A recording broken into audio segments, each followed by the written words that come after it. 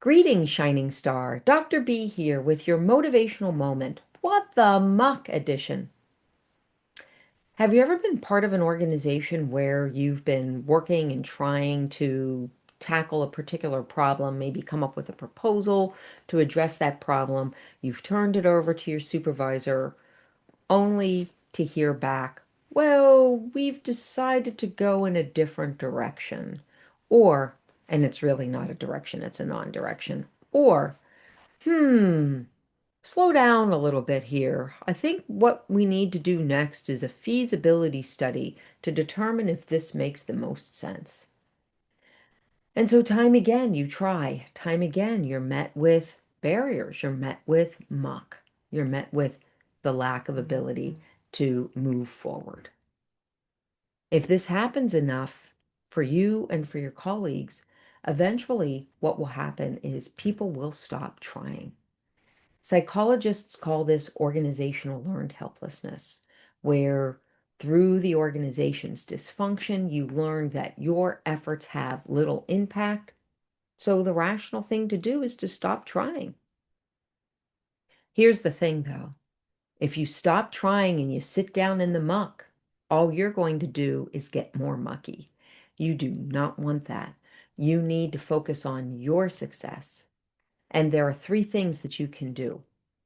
One is to, instead of focusing on macro agency, because in an organizational learned helplessness environment, you do not have agency, you do not have control, right?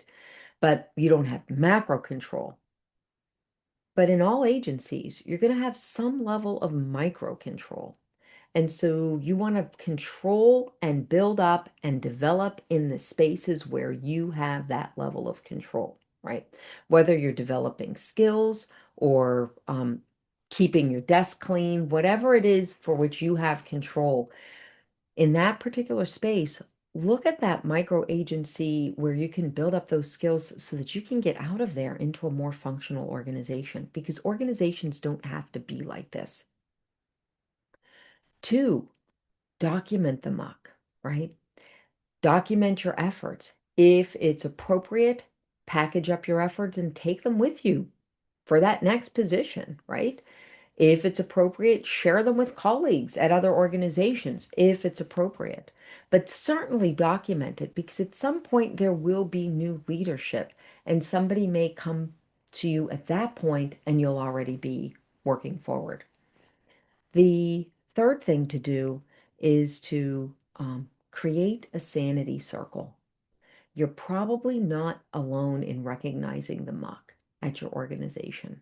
So create a sanity circle of other colleagues that you can not just sit down with to kibitz and to, be cranky and everything like that. Cranky for the sake of being cranky is not helping you be your best.